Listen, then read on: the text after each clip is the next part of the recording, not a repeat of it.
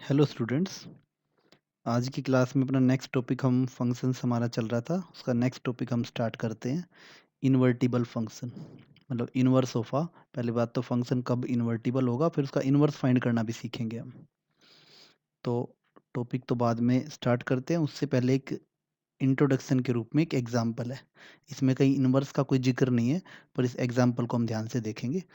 Exam point of view से कोई ज़्यादा इंपॉर्टेंट क्वेश्चन नहीं है ये, पर वैसे इन्वर्टिबल फंक्शन को इंट्रोड्यूस करने के लिए यूज़फुल है। देखो क्या दे रखा है, एक फंक्शन f दे रखा है 1 2 3 से लेके ए बी सी सेट तक।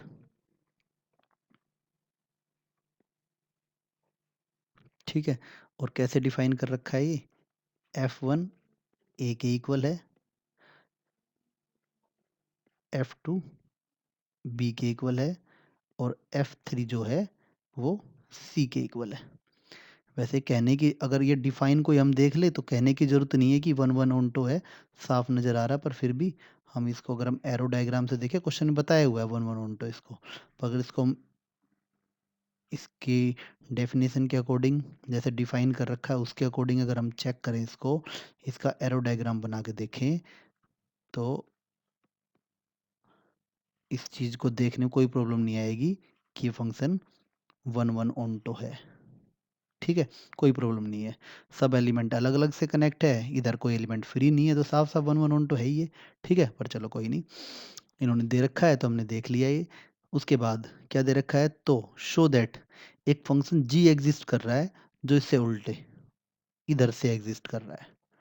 जैसे एफ यहाँ से यहाँ है, जी इधर से इधर है। ठीक है, तो हमें एक फंक्शन जी को ढूंढना है एक तरह से।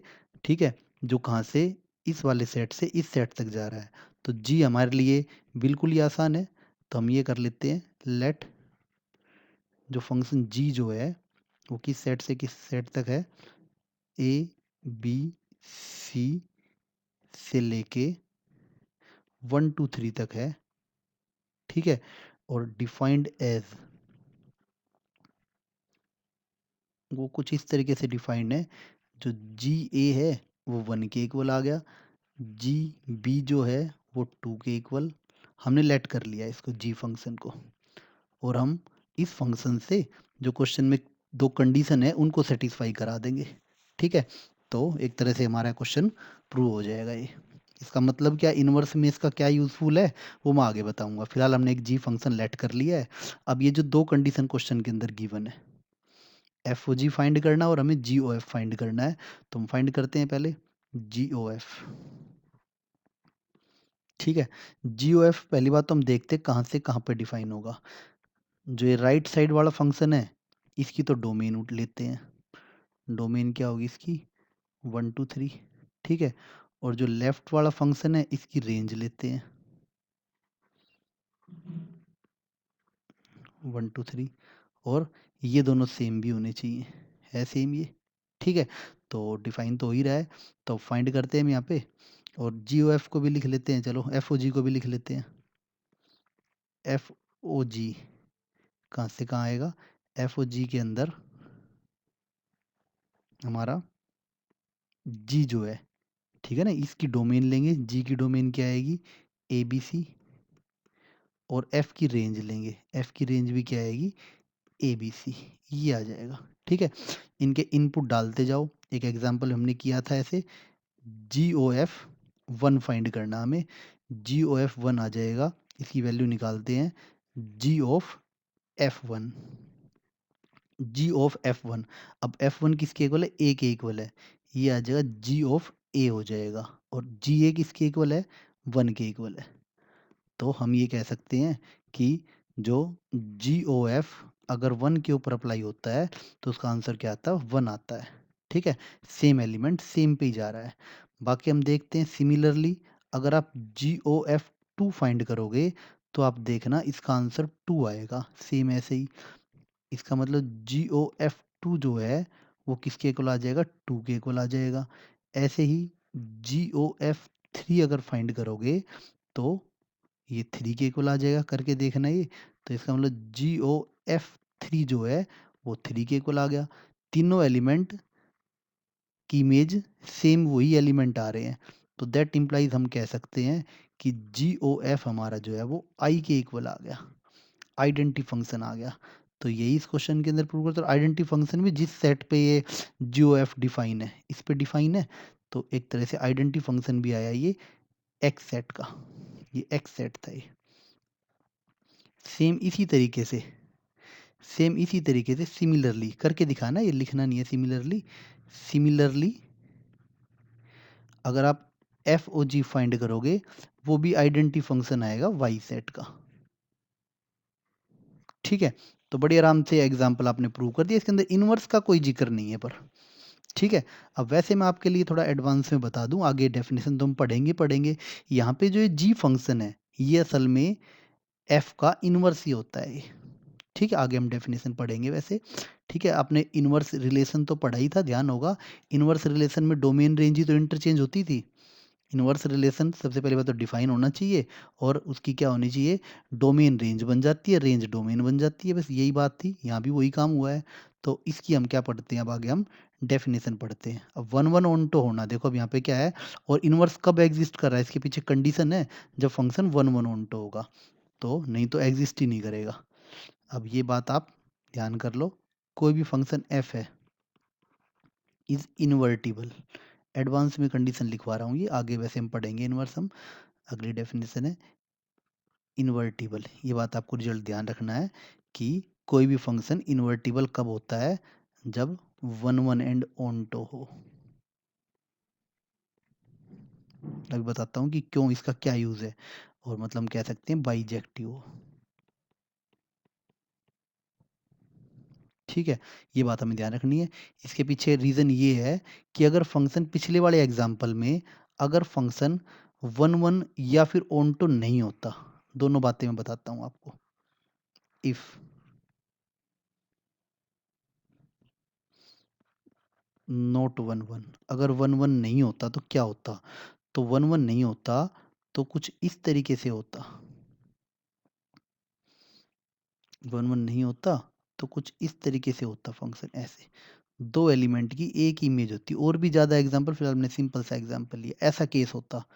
ठीक है, तो इसीलिए अगर मान लेते हैं ये मेरे पास एक्स सेट है, ये मेरे पास वाई सेट है, अगर इसी के अंदर मैं फिर अब वाई डिफाइन करता यहाँ पे, वाई अगर मैं डिफाइन करता, तो वाई में जो मेरा एरो डायग्राम है वो कुछ इस तरीके से बनता। अगर ये फंक्शन वन वन नहीं होता, तो वह जब मैं सॉरी जी फंक्शन बनाता तो वाई से एक्स आता, तो जी फंक्शन का एरो डायग्राम कुछ इस तरीके से बनता, ये दो एलिमेंट, एक्स में तीन है। ठीक है, और इस बार जो ये वाला जो एलिमेंट है ये दो से कनेक्ट हो रहा है। अगर ऐसी कंडीशन होती तो इनवर्स तो छोड़ो, इनवर्स भी को भी तो फंक्शन होना जरूरी है, तो ये तो फंक्शन ही नहीं रहता ये, नोट फंक्शन। तो नोट फंक्शन है, तो इसका मतलब क्या है, हम इसको नोट डिफाइंड कह सकते हैं, not defined as function, function के रूप में ये डिफाइन ही नहीं है ये, जब डिफाइन नहीं है तो कहाँ से इनवर्स हो जाएगा। ठीक है, तो अगर ये फंक्शन वन वन नहीं है तो आपने देखा, तो इनवर्स एग्जिस्ट ही नहीं कर सकता फंक्शन के रूप में। अब नेक्स्ट हम देखते हैं, अगर ये ऑनटो नहीं होता, इफ नॉट ऑनटो, अगर एफ ऑनटो नहीं होता तो एफ का एरो डायग्राम कैसे बनता वो हम देखते हैं। तो कुछ इस तरीके से एरो डायग्राम बनता, तीन एलिमेंट यहाँ होते, और मान लेते हैं चलो ऑनटो तो एक एक्स्ट्रा भी चाहिए, वन वन तो है, मतलब ये इससे कनेक्ट है, ये इससे कनेक्ट है, ये इससे कनेक्ट है, पर एक एलिमेंट फ्री बच गया, तो इसका मतलब क्या है, ये ऑनटो नहीं है, फंक्शन तो है, ऑनटो नहीं है, ये एक्स सेट है और ये वाई सेट है। तो दैट इम्प्लाइज अगर मैं वही सेम पिछले वाले एग्जाम्पल के पैटर्न से जी को डिफाइन करता, मैं जी डिफाइन करता, और यहाँ पे ये एक्स सेट और ये वाई सेट, यहाँ पे चार एलिमेंट, सॉरी ये वाई सेट और ये एक्स सेट, मैं यहाँ पे वही, ये चार एलिमेंट, यहाँ पे तीन एलिमेंट। ठीक है, ये इससे कनेक्ट, ये इससे कनेक्ट इनवर्स के रूप में, ये इससे कनेक्ट, पर यहाँ पे ये एलिमेंट फ्री बच गया, ये एलिमेंट फ्री बच गया। ठीक है, तो इसका मतलब क्या होता हो जाएगा, यहाँ पे मान लेते हैं ये वाला एलिमेंट फ्री बच गया, और ये मान लेते हैं डी के इक्वल है। ठीक है, तो दैट इम्प्लाइज क्या हो जाएगा, g is not defined on D. D point पर ये फंक्शन जो जी जो है वो डिफाइन ही नहीं है। तो इसका मतलब क्या हो जाएगा, जो इनवर्स जो है is not defined, not defined on set Y. ठीक है, अब वही बात है, जब डिफाइंड ही नहीं है हर पॉइंट के ऊपर तो उसको हम इनवर्स नहीं कह सकते, इनवर्स को डिफाइंड भी होना पड़ेगा। तो इसीलिए वन वन ऑन टू की कंडीशन इसके अंदर चलती है। ये मैंने थोड़ा सा एडवांस में बता दिया बिना इनवर्स को बताए। तो आपको ये बात ध्यान रखनी है कि कोई भी फंक्शन इन्वर्टिबल जब होता है जब वो बाइजेक्टिव हो। ये हम पहले पढ़ चुके हैं, इसलिए मैंने आपको थोड़ा बता दिया ये कि invertible one one onto bijective हम पढ़ चुके हैं। वन वन और ऑन टू होना किसी फंक्शन का जरूरी है, नहीं तो इन्वर्टिबल नहीं हो सकता। पिछला एग्जाम्पल थोड़ा सा इनवर्स का बेस है। ठीक है, तो अब हम इसकी जो मेन डेफिनेशन है इनवर्स की वो हम पढ़ते हैं। डेफिनेशन पिछले एग्जाम्पल से रिलेटेड है।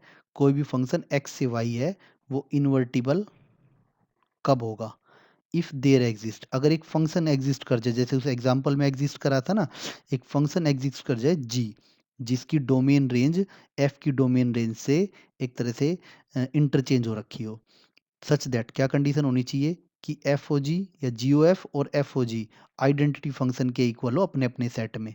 तो क्या हो जाएगा, ये तो होगी कंडीशन इन्वर्टिबल की। अब ये कह रहे हैं कि जो जी फंक्शन है वो इस एफ का क्या होगा, इनवर्स होगा। ठीक है, और डिनोटेड बाय एफ इनवर्स से इसको जी को एफ इनवर्स से हम डिनोट करेंगे।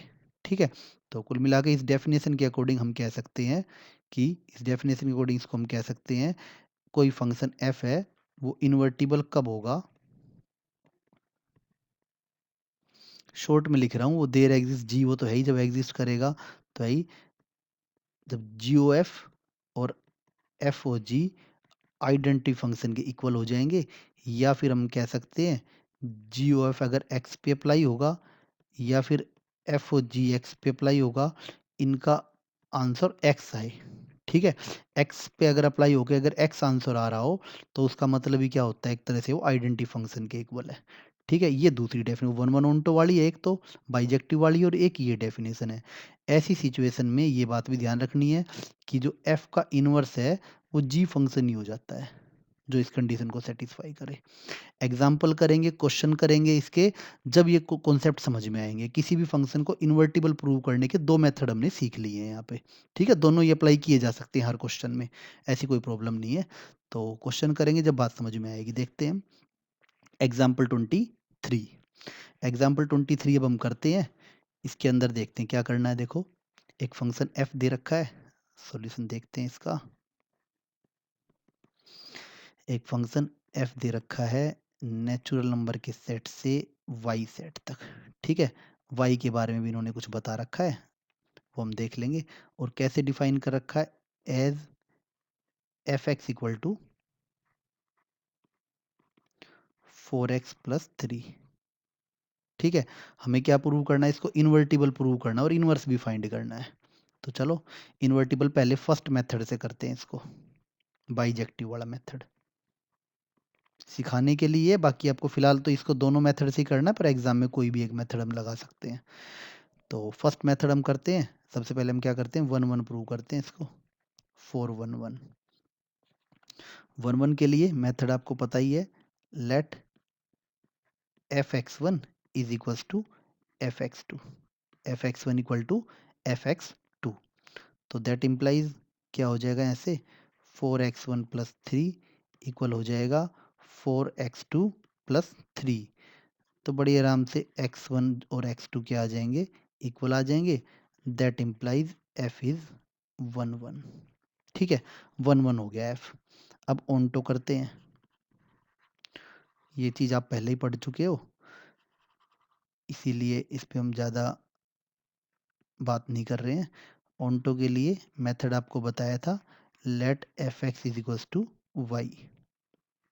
ठीक है, तो that implies 4x+3 is equals to y. तो दैट इम्प्लाइज x की वैल्यू हम निकाल लेते थे, ध्यान होगा वहाँ पे x-3/4।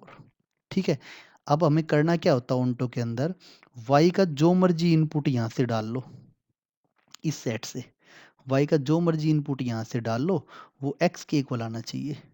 ठीक है। अब अगर आप इसको y को ही उठा के यहाँ रख दोगे तो वैसे ही x के इक्वल आ जाएगा। देखो यहाँ पे चेक करके देख लो, y एक तरह से इन्होंने ये दे रखा है 4x+3। ठीक है, करने की जरूरत नहीं है, पर इसके अंदर बड़ा ये सेट को डिफाइन ही इस तरीके से कर रखा है कि y की जो मर्जी वैल्यू उठा के डाल लो, इस फॉर्म की होगी y की वैल्यू। वो करके देखोगे ना, तुम y की जगह 4x+3 पुट कर देखो तो x के इक्वल वैसे ही आ रहा है। तो इसके अंदर आपको सिर्फ आपको साफ नजर आ गया ये ऑन्टो है। और वैसे भी क्या है, ये इन्वर्टिबल फंक्शन है तो ऑन्टो तो होगा ही। हमें बस सिर्फ क्या करना है, अपनी फॉर्मेलिटी पूरी करनी है। तो आपको सिर्फ यहाँ पे बात लिखनी है हेयर, क्योंकि जब सीबीएसई में जब तक लिखोगे नहीं तो मार्क्स नहीं मिलेंगे, इसलिए डेफिनेशन लिखनी पड़ती है here. For each y belongs to codomain, याद होगा आपको, for each y belongs to y set.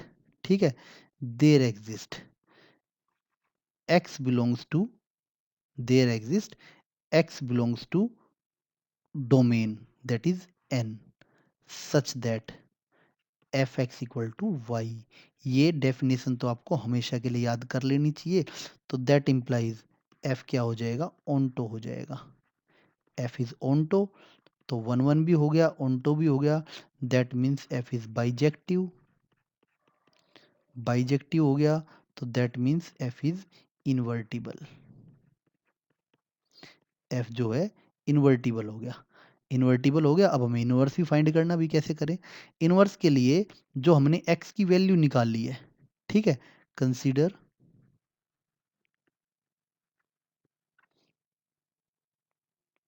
Function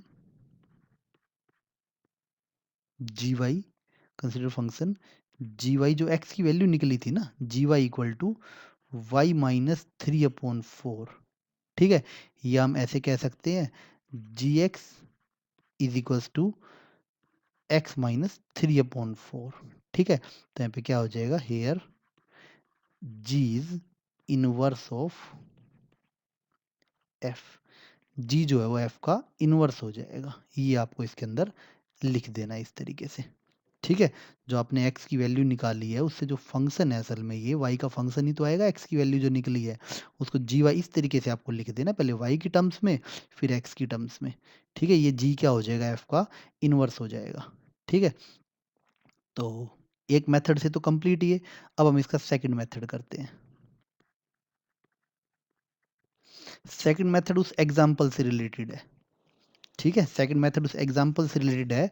हमें एक जी फंक्शन ढूंढना है जो एफ ओ जी और जी ओ एफ जो है जिससे आइडेंटिटी फंक्शन आए, ये हमें ढूंढना है। तो हम क्या करते हैं, जो यहाँ पे वही काम जो हमने ऑन टू में किया वही हम काम करेंगे। लेट एफ एक्स को वाई लेट कर लेंगे स्टार्टिंग में ही इस मेथड के लिए। तो यहाँ से क्या आ जाएगा, ये 4x+3 is equals to Y. यहाँ से x की वैल्यू आ जाएगी y-3/4।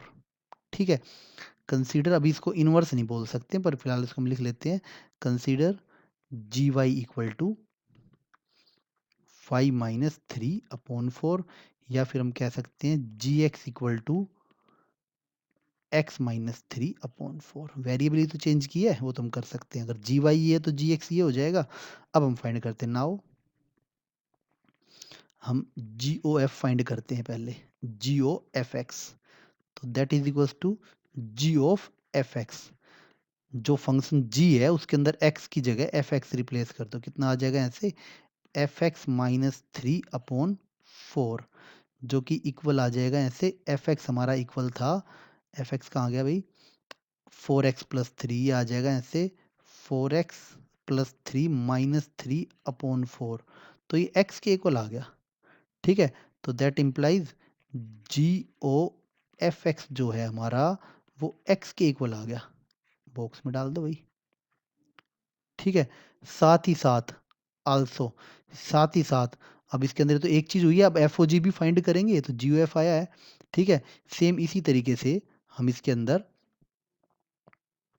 यहीं पे कर देते हैं, अगले वाले क्वेश्चन के लिए ही जगह थोड़ी कम रहेगी पिछले में, कोई बात नहीं। साथ ही साथ क्या होगा इसके अंदर, आल्सो, फिर हम एफ ओ जी फाइंड करेंगे इसके अंदर। एफ ओ जी आप अपने आप ट्राई करना, एफ ओ जी भी आप देखोगे ये भी एक्स के इक्वल ही आ जाएगा। तो दैट इम्प्लाइज क्या होगा, जो एफ ओ जी एक्स है वो भी एक्स के इक्वल आ गया। एफ ओ जी भी एक्स और जी ओ एफ भी एक्स, तो दैट इम्प्लाइज हम कह सकते हैं कि एफ ओ जी और जी ओ एफ दोनों ही किसके इक्वल आ गए, आइडेंटिटी फंक्शन के इक्वल आ गए। ठीक है, अगर ये आइडेंटिटी फंक्शन के इक्वल आ गए तो हम ये कह सकते हैं कि g is inverse of, g is बल्कि जी इज पहले लिखो इन्वर्टिबल, दोनों बातें प्रूव करनी थी, इन्वर्टिबल हो गया। एंड एक बात और भी है कि जो एफ इनवर्स जो है वो जी के इक्वल आ गया, तो कुल मिला के हम कह सकते हैं कि जो एफ इनवर्स एक्स जो है वो जी एक्स के इक्वल आ गया, और जी एक्स किसके इक्वल था, एक्स माइनस 3/4। इस चैप्टर के अंदर, फर्स्ट चैप्टर के अंदर एक्सप्लेनेशन की इंपॉर्टेंस होती है, कोई बहुत ज़्यादा चीज़ें नहीं है, कुछ ही कॉन्सेप्ट है, पर लिखने के नंबर होते हैं, आपको इस तरीके से लिखना ही पड़ेगा। ये वाला क्वेश्चन एग्जाम्पल जो है मैंने एक सैम्पल के रूप में कराया है। ठीक है, अब सेम इसी बात के ऊपर आप जो क्वेश्चन नंबर एग्जाम्पल 24 है ये आप अपने आप करोगे, बस ये एन आपको हो सकता कंफ्यूज करे, आप इसकी जगह एक्स लिख लेना, कोई दिक्कत नहीं है, इसको f x equal to x square लिख सकते हो आप, कोई दिक्कत नहीं है, यहाँ पे एन लिए दिया हुआ है, कोई कोई इशू नहीं है, आप इसको दोनों मेथड से करोगे आप इसको। ठीक है, ये आपको करना है एग्जाम्पल 24, उसके बाद एग्जाम्पल 25 हम नेक्स्ट क्लास में करेंगे। और एनसीईआरटी के क्वेश्चंस में से भी आप कुछ क्वेश्चन देखना, अभी मैंने स्लाइड में नहीं लिए हैं, तो कुछ क्वेश्चन आप देखना, कुछ काफ़ी कुछ आपके इस टाइप से होते हुए नजर आएंगे, एक बार एक्सरसाइज के क्वेश्चन करके देखना कुछ, बाकी हम अगली क्लास में डिस्कस करेंगे इसको। ठीक है, ओके, थैंक यू।